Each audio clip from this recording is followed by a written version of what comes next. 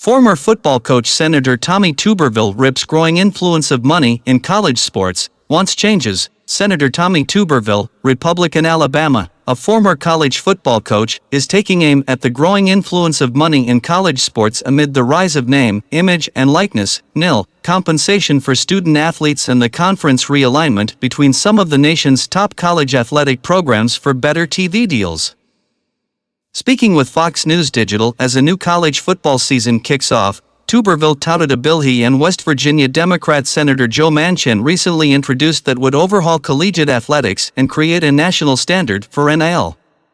But Tuberville warned that continuing down the path of molding the industry around maximizing profits for programs and individuals could ultimately ruin college sports. "I'm fine with it. I think it's good that players make money off their name, but it's gotten out of hand," Tuberville told Fox. "Right now it's a Wild West. It's out of control. Money is flying everywhere. Some players are getting their money, some players aren't. There's no oversight.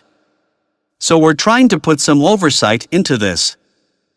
Tuberville, who served as head football coach at multiple schools, including Auburn University, and Manchin, a former West Virginia University football player, introduced the Protecting Athletes, Schools and Sports Act, or PASS Act, in July, 2 years after the U.S. Supreme Court ruled the NCAA had illegally restricted education-based benefits that could be used as compensation to student athletes.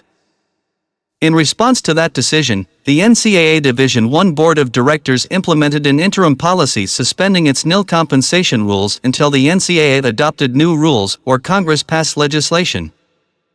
"All the coaches and administrators started coming to me because they knew I knew quite a bit about college sports, and they asked me to get involved. They were very concerned about the future and the direction that this NIL is taking college athletes and college sports," Tuberville said. The bill would set rules for collectives and boosters, protect student athletes, maintain fair competition between schools and states, require collectives and boosters to be affiliated with a college or school, prohibit inducements and ban certain NIL agreements, such as those that involve alcohol, drugs, or conflict with existing school and conference licenses, and would grant the NCAA oversight and investigative authority over NIL activities. It would also make changes to the transfer portal, requiring student athletes to complete their first 3 years of academic eligibility before allowing them to transfer without penalty, with few exceptions, and would mandate that four-year institutions provide healthcare coverage to student athletes, including insurance to athletes who are uninsured for 8 years after they graduate. Tuberville said that during the process of formulating the bill, he and Manchin met with school administrators, coaches, players, parents, collectives and anybody else who might be involved in the system, and came up with the basic principles he said would be the basis for all 50 states to move in the same direction on NIL regulations. He stressed the importance of making sure student athletes had access to health care, as well as managing the emphasis on money for some players trying to take advantage of the transfer portal that allows them to switch schools once within 4 years without a waiver from the NCAA. "It's just become a bidding war, to be honest with you," Tuberville said of the portal.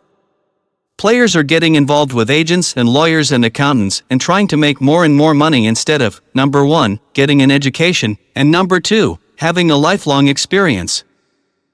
He added that the bill was intended to give coaches, athletes, administrators and the NCAA what they needed to manage the process, and to help avoid a total disaster over the next few years, which he warned could lead to a lack of funding for Olympic and women's sports. "They don't bring in a lot of money.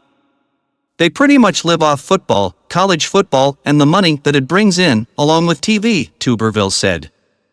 "We're not trying to invent the wheel here.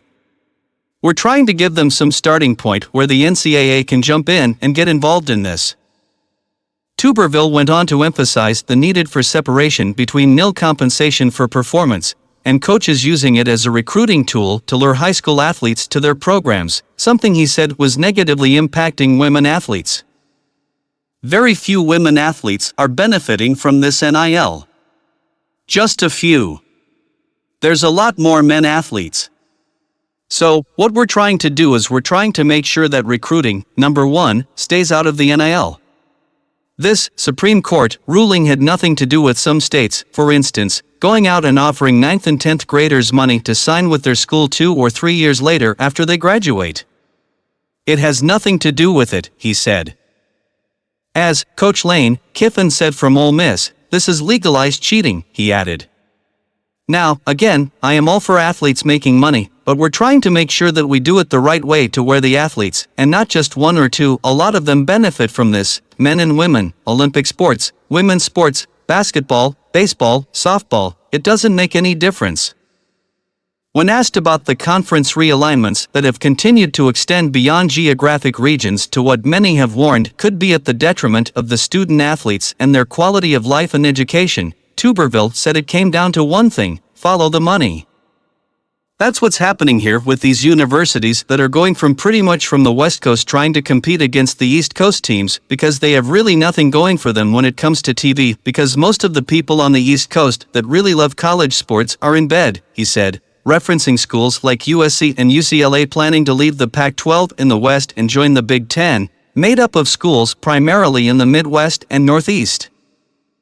College sports should be all about education first, and college sports second, and making sure that everybody has a great experience, he said. They're all trying to get to the money because money drives everything. As we all know, television drives the money. I just hope that they don't ruin the golden goose that is helping all sports and not just look out for one or two sports.